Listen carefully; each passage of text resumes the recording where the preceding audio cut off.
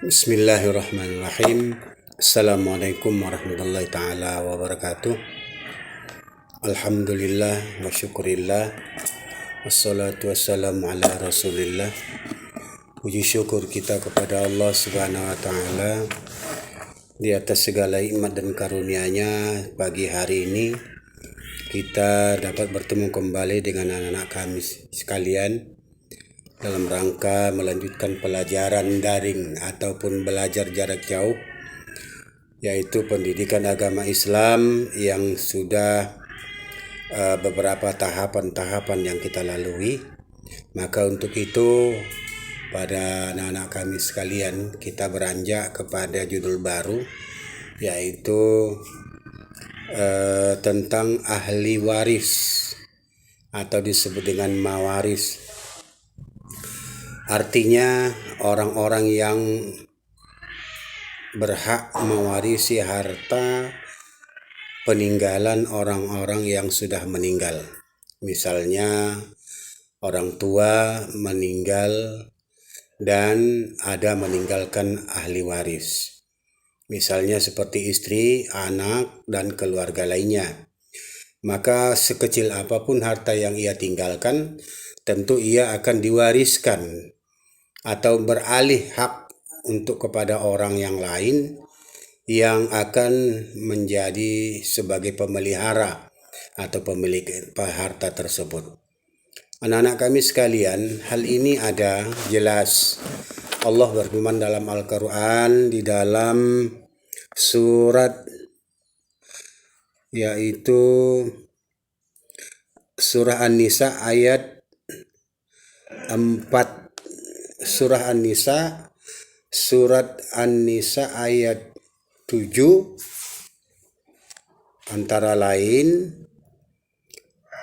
Bismillahirrahmanirrahim.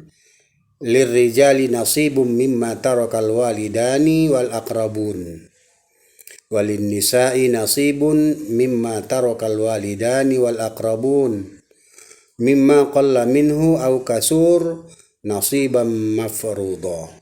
Nah, ini artinya bagi orang laki-laki ada hak bagian dari harta peninggalan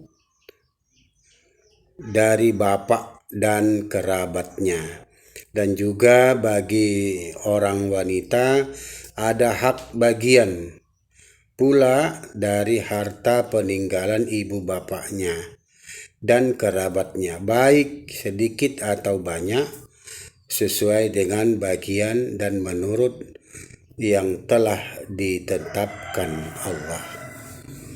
Ini dasar kita.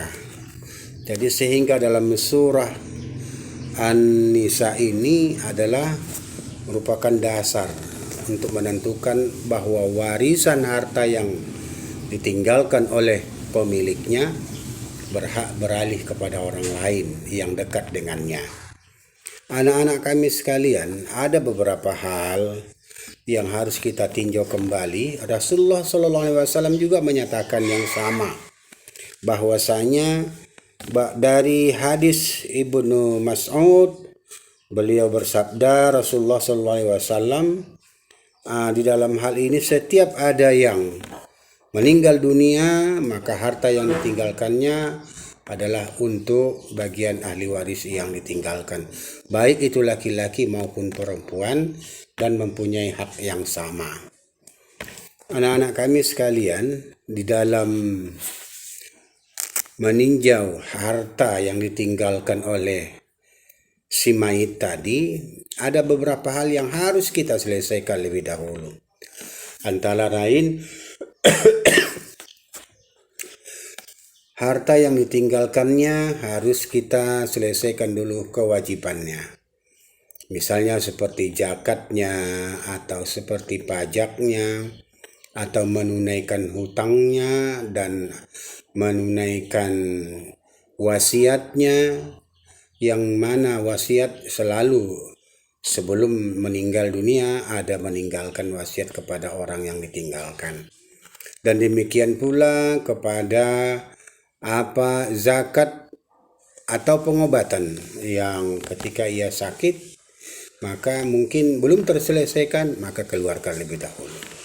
Maka sisa dari situ, dari harta yang sudah dikeluarkan tadi, maka itulah yang disebut dengan harta warisan yang untuk dipindah tangan dan kekuasaan kepada orang-orang yang ditinggalkan jenazah.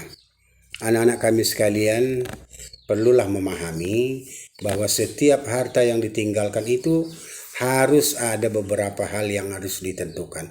Pertama, yang pemilik harta telah meninggal dunia. Itu namanya pewaris.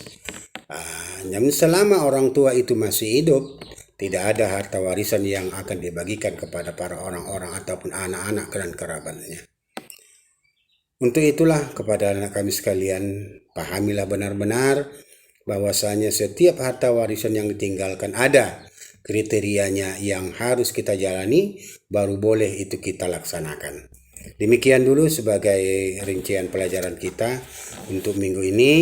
Maka kepada anak-anak kami silakan apa yang sudah Bapak sampaikan dan Bapak kirimkan materi pelajaran kita ini, yaitu tentang dasar-dasar hukum waris. Silakan dibaca dan dipelajari. Terima kasih di atas perhatiannya. Billahi taufiq wal hidayah. Assalamualaikum warahmatullahi wabarakatuh.